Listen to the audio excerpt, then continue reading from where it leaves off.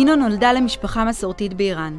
משפחה אחת מתוך קהילה יהודית מפוארת שמנתה למעלה מ100,000 איש. היא גדלה בטהרן ולמדה בבית ספר מוסלמי. בגיל 18 נישאה לפרביס. לאחר המהפכה, איראן הפכה למדינה מוסלמית קיצונית. השלטון כפה את רעיונותיו בכוח על האנשים. מי שהביע התנגדות למשטר נאסר ונהרג. נכסיהם של היהודים הוחרמו, וביום בהיר אחד בעלה נאסר.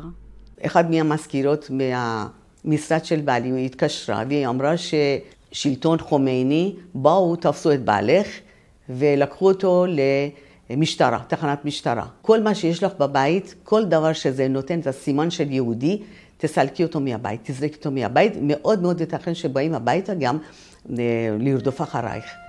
כשגיסה של מינו ניסה לברר מה עלה בגורל אחיו, נאסר גם הוא. לאחר חקירה ממושכת בידי המשטרה האיראנית, שוחררו השניים תוך אזהרה. לבל יעיזו לדרוש את רכושם חזרה. גיסה של מינו ניגש למשרדי הממשל האיראני ודרש את רכושו בחזרה. הוא נאסר במקום, ולאחר זמן קצר הוצא להורג בתלייה, השם ייקום דמו. בעלה של מינו הסתתר בבתי ידידים, תוך כדי החלפת מקום מסתור בכל פעם. לאחר כחודש הצליח לצאת מאיראן, לאחר ששילם כסף למבריחי גבול. חודשיים תמימים ערך מסע הבריחה של פרביס. בסופם הגיע לפקיסטן, ומשם הוא טס לארץ ישראל, כשגופו חולה אנושות מתלאות הדרך. הוא אושפז חודשיים בבית הרפואה תל השומר. לאחר שהשתחרר, עבר עם בני משפחתו לעיר אילת. כאן המתין פרביס למינו, בתקווה שתצליח להגיע במהרה. מינו נותרה לבדה באיראן. היא הסתובבה עם רעלה ושמלות ארוכות כמוסלמית. היא הרגישה כבתוך כלא סגור. לא הייתה לה אפשרות לצאת. הפחד התהלך ברחובות. לאחר שהגישה בקשת הגירה מאיראן ונתקלה שוב ושוב בסירוב, מינו החליטה לנסות בדרך אחרת. היא קנתה קוראן ולמדה אותו בעל פה. היא הגיעה למשרדי ההגירה ואמרה להם שהיא תסלמה, איננה נשואה יותר, ואיראן היא מולדתה. וכל רצונה הוא לנסוע לבקר את הוריה החולים ולחזור. עד היום היא לא יודעת למה האמינו לה, אבל היא קיבלה את האישור המיוחל. החלפתי את הפספורט שלי ולקחתי פספורט של המוסלמית שהיה נהוג ונסעתי לשוויץ כדי ששם לקבל את הוויזה של ישראל ולבוא פה לארץ. עם תיק קטן וצ'דור המכסה את פניה היטב, עלתה על מטוס והגיעה לשוויץ. שם המתין לאחיה, שהגיע מארצות הברית לפגוש אותה.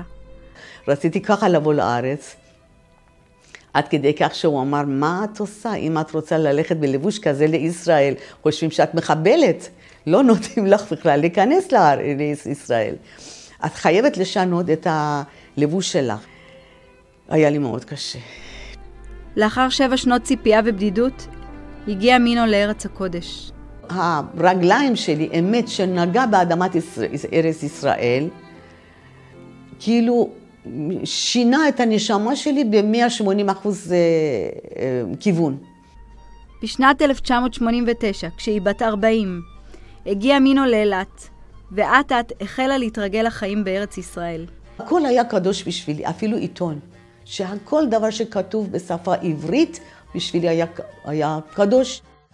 היא למדה את השפה המדוברת, והחלה ליצור קשרים חברתיים בארץ החדשה. תוך כדי קריאה נתקלה בספרי השקפה יהודית. כך החלה חזרתה אל השורשים. היא הרגישה שהיא חוזרת הביתה. רציתי ללמוד את התורה, רציתי ללמוד את המנהגים, הכל. היה נראה שמינו שבה אל החיים. התלאות האיראניות מאחוריה. היא עובדת וחיה ליד בעלה. אלא שלא. הצער הגדול על שלא זכו לחבוק ילד משלהם לא הרפה.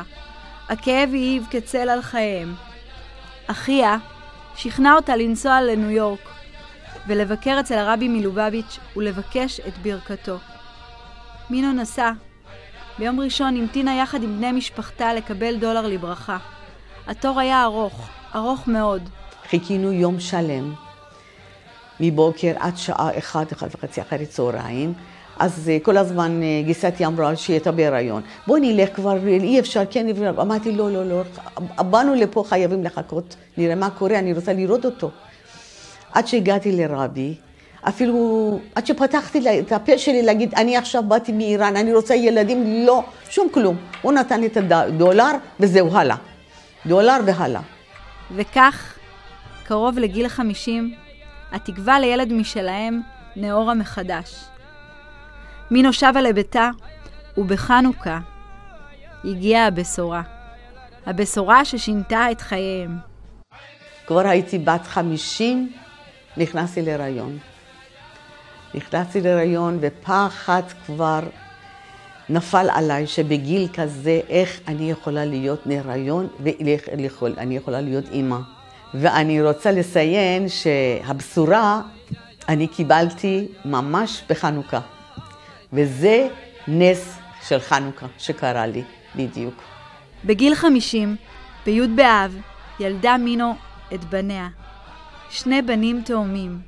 הם בריאים, שלמים, אחד עכשיו זה חייל, משרת בחיל התקשוב, ואחד עוד נס שקרה לי בזמן האחרון, הוא שולח לי בוואטסאפ, אמא, אני רוצה ללכת ללמוד בישיבה.